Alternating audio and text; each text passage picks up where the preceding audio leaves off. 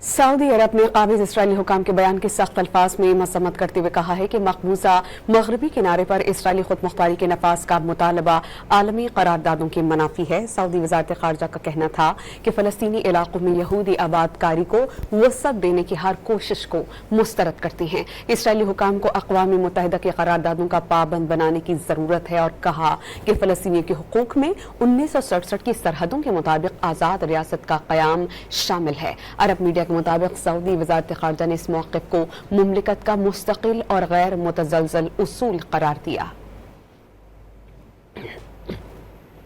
Saudi अरब ने काबिज Israeli हुकाम के बयान की सख्त अल्फाज में मजम्मत करते हुए कहा है कि मकबूजा मगरबी किनारे पर इसराइली खुद मुख्तारी के नफाज का मुतालबा आलमी करारदादों की मनाफी है। सऊदी वजारत खारजा का कहना था कि फलस्तीनी इलाकों में यहूदी आबादकारी को वसअत देने की हर कोशिश को मुस्तरद करती हैं। इसराइली हुकाम को अक़वाम मुत्तहिदा के करारदादों का पाबंद बनाने की जरूरत है और कहा कि फलस्तीनियों के हुकूक में 1967 की सरहदों के मुताबिक आज़ाद रियासत का क़याम शामिल है। अरब मीडिया के मुताबिक सऊदी वजारत खारजा ने इस मौक़िफ़ को मुमलिकत का मुस्तकिल और गैर मुतज़लज़ल उसूल करार दिया।